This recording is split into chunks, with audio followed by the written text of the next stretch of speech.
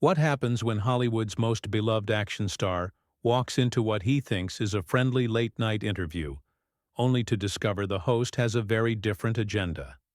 Tonight we're diving into the explosive confrontation that had audiences gasping and ultimately led to Dwayne Johnson being escorted off Jimmy Kimmel Live. This isn't just another celebrity spat.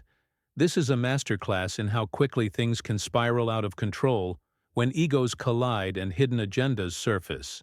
Make sure to hit that subscribe button and drop a comment below, because you're about to witness something unprecedented in late-night television history. The stage was set like any other Tuesday night taping. The familiar blue backdrop, the energetic audience, and Jimmy Kimmel sporting his trademark smirk as he prepared for what was supposed to be a routine promotional interview. Dwayne Johnson had just wrapped filming on his latest blockbuster and was making the standard media rounds.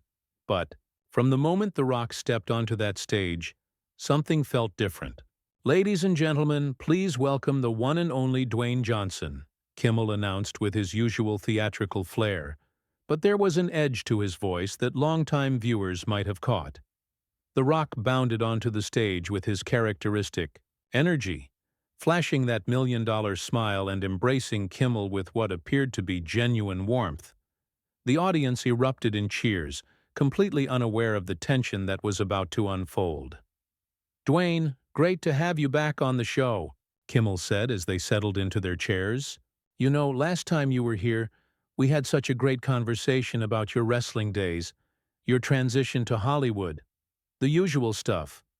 "Always a pleasure, Jimmy," Johnson replied, adjusting his perfectly tailored suit jacket. "Thanks for having me back." But then Kimmel's demeanor shifted almost imperceptibly. His smile became more calculated, his posture more aggressive. "You know, Dwayne, I've been thinking a lot about our last conversation, and there's something that's been bothering me." The Rock's eyebrows raised slightly, sensing the change in atmosphere. "Oh, what's that?" "Well, you sit here, you talk about your humble beginnings, your struggles, how you were down to your last $7, Kimmel continued, his voice taking on a mocking tone. "But you never really talk about the people you stepped on to get where you are, do you?" The audience shifted uncomfortably in their seats. This wasn't the light-hearted banter they were expecting. Johnson's jaw tightened almost imperceptibly, but his media training kicked in. "I'm not sure I follow, Jimmy. I've always been grateful for everyone who helped me along the way." "Have you, though?" Kimmel pressed, leaning forward with predatory interest. "Because I've been doing some digging, talking to some people from your wrestling days, your early movie career. Interesting stories coming out." The temperature in the studio seemed to drop several degrees. Johnson's hands, which had been relaxed on the armrests, slowly clenched into fists. His voice remained controlled, but there was steel behind it now. "Jimmy, I think you might want to be careful about where you're going with this." "Careful?" Kimmel laughed, but it was a cold, calculated sound. "That's interesting choice of words coming from someone who allegedly threatened a co-star's career because they got more screen time than you expected." The audience gasped audibly. This was no longer an interview, it was an ambush. Johnson's famous composure was being tested in real time, and millions of viewers were about to see exactly how far they could push Hollywood's most seemingly unflappable star. "That's a lie, and you know it," Johnson said, his voice low and dangerous. "Jimmy, I came here in good faith to promote my movie and have a conversation. If you've got some agenda, maybe you should just put it on the table instead of playing these games." "Games?" Kimmel's voice rose mockingly. "The only game here is the one you've been playing with the public for years. Mr. Nice Guy, family, man, humble superstar, but behind the scenes, you're just another Hollywood bully who uses his size and influence to get what he wants." The studio fell deadly silent. Even the production crew seemed frozen, unsure whether to intervene or let this train wreck continue. Johnson slowly stood up from his chair, his imposing 6'5" frame casting a shadow over Kimmel's desk. "Stand up," Johnson said quietly. "Excuse me?" Kimmel replied, but his bravado was starting to crack. "I said stand up. If you're going to make accusations like that, have the courage to say them to my face like a man instead of hiding behind your desk like a coward." The tension was so thick you could cut it with a knife. Kimmel remained seated, his earlier confidence evaporating as he realized he might have pushed too far. The audience was completely silent, torn between shock and anticipation of what would happen next. "Look, Dwayne, maybe we should just—" "No," Johnson cut him off, his voice carrying the authority of someone who had commanded respect in wrestling rings and movie sets around the world. "You wanted to do this, so let's do this. But you're going to look me in the eye when you make your accusations." Kimmel slowly rose from his chair, but his movement was hesitant, almost reluctant. The confident host who had started this confrontation was nowhere to be seen. Instead, a man who had clearly bitten off more than he could chew stood across from one of Hollywood's most physically imposing figures. "There we go," Johnson said, his voice carrying a dangerous calm. "Now, Jimmy, I want you to repeat what you just said. Tell me again about how I'm a bully who threatens people's careers." Kimmel's Adam's apple bobbed as he swallowed hard. The studio lights seemed harsher now, exposing every bead of sweat forming on his forehead. "Look, Dwayne, I was just trying to—" "You were trying to what? Ambush me on live television with lies and character assassination? Is that what passes for journalism on your show now?" The audience was completely captivated. This wasn't scripted entertainment. This was raw, unfiltered tension between two powerful men, and everyone could feel the electricity in the air. "I have sources," Kimmel stammered, trying to regain some semblance of control. "People who worked with you who say you're not the person you pretend to be in public." Johnson took a step closer to the desk, his presence filling the space between them. "Sources? You mean unnamed gossips who are too cowardly to put their names behind their stories? Jimmy, in my business, we call that hearsay. In the real world, we call it slander." "Now wait just a minute," Kimmel said, his voice cracking slightly as he tried to project authority he clearly didn't feel. "This is my show, and I have every right to ask tough questions." "Tough questions?" Johnson's laugh was humorless. "Jimmy, asking me about my workout routine is a tough question for you. What you're doing here is character assassination, and you're doing it because you're jealous." "Jealous?" Kimmel's voice shot up an octave. "Jealous of what?" "Jealous that I built something from nothing while you've been sitting behind this desk making jokes about people who actually go out and do things with their lives. You're a mediocre comedian who found a safe space to hide behind corporate protection while you take shots at people who can't fight back." The words hit Kimmel like physical blows. His face flushed red, and for a moment, his mask of television professionalism completely slipped. "How dare you come on my show and insult me like that?" "Your show?"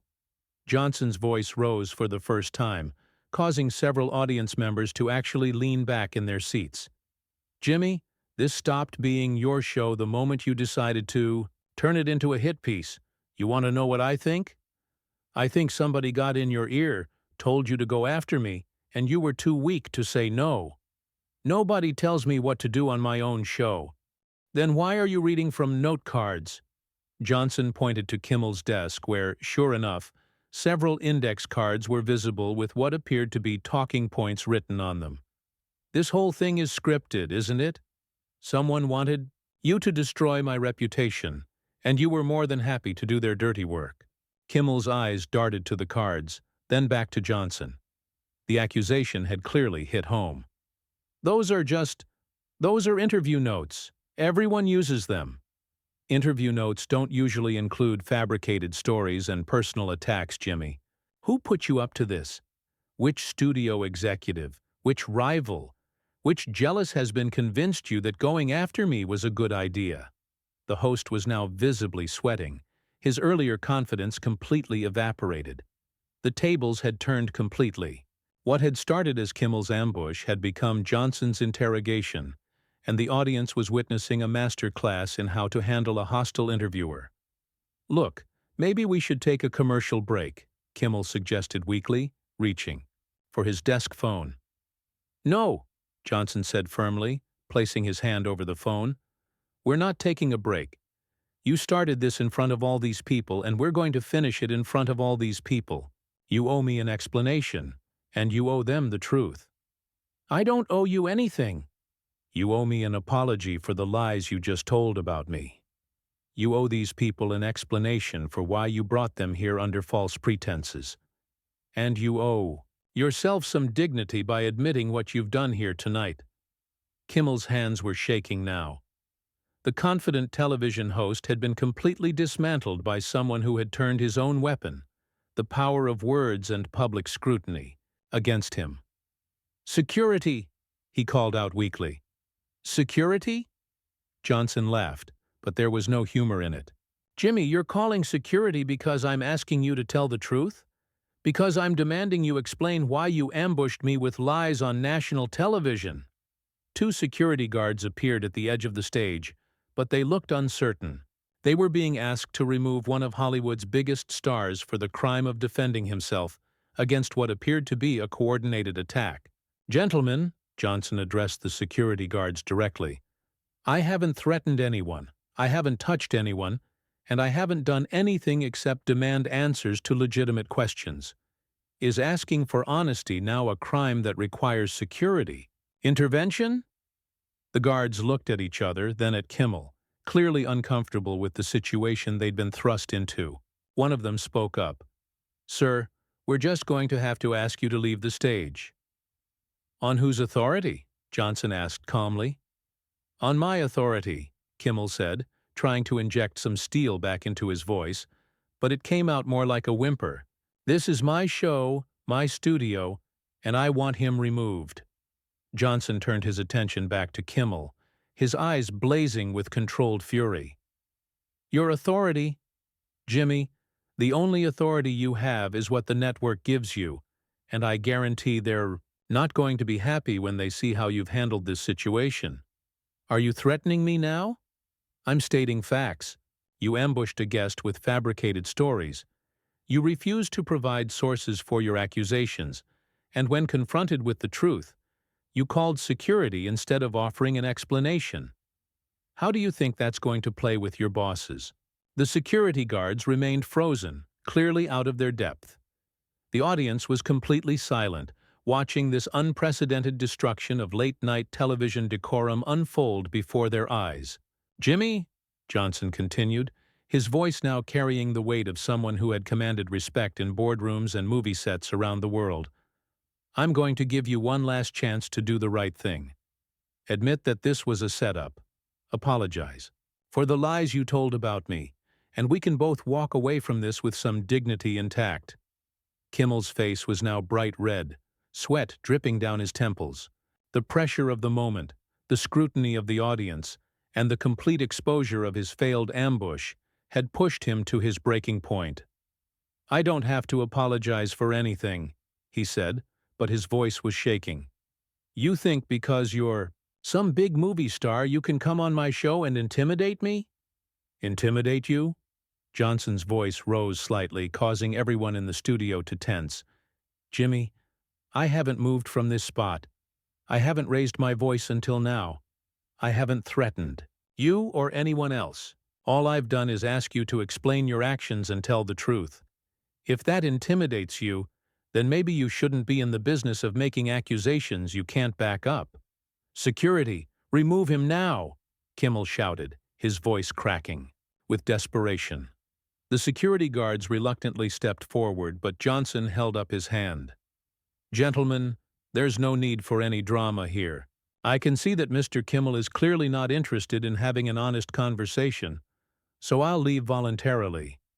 He turned to face the audience directly, his commanding presence filling the entire studio. "Ladies and gentlemen, I apologize that you came here tonight expecting entertainment and instead witnessed what happens when journalism gets replaced by character assassination. I hope you'll remember that when you see stories about this incident, there are always two sides to every story.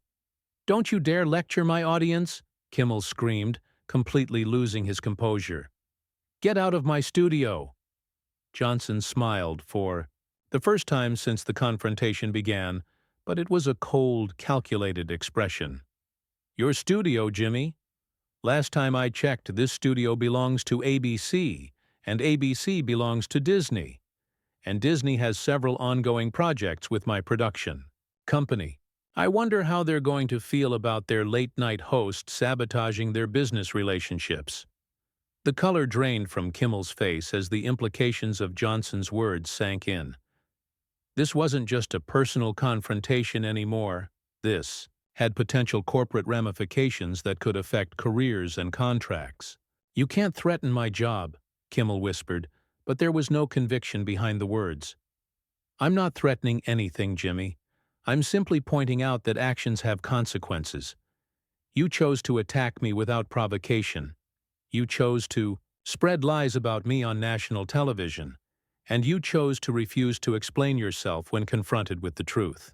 Those were your choices, and whatever happens next is the natural result of those choices." Johnson straightened his jacket and began walking toward the exit, but he paused at the edge of the stage and turned back one final time. "Jimmy, I've been in this business for over 2 decades. I've worked with hundreds of people, from wrestling promoters to Hollywood executives to fellow actors. In all that time, I've learned one fundamental truth. Your reputation is the only thing you truly own in this industry. Tonight, you damaged yours for reasons I still don't understand. And you tried to damage mine with lies and innuendo. The difference is, my reputation was built on years of honest work and treating people with respect. What was yours built on?" The question hung in the air like a sword. Kimmel had no answer, no comeback, no witty retort. He stood behind his desk, a broken man who had just been systematically dismantled by someone who had turned his own weapons against him. "Goodbye, Jimmy," Johnson said simply, and walked off the stage. The audience sat in stunned silence for what felt like an eternity. The security guards looked around uncertainly, unsure whether their job was done. Kimmel remained frozen behind his desk, the reality of what had just transpired slowly sinking in. Finally, one audience member began to clap, then another. Within seconds, the entire studio was erupting in applause, not for the show they had just witnessed, but for the dignity and composure Johnson had displayed under fire. They were applauding honesty in the face of deception, strength in the face of cowardice, and class in the face of character assassination. Kimmel could only stand there and listen, as his own audience gave a standing ovation to the man he had just tried to destroy.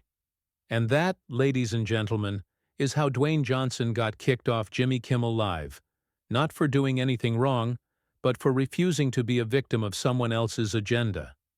Make sure to subscribe if you want more stories like this, and comment below, what would you have done if you were in The Rock's position that night?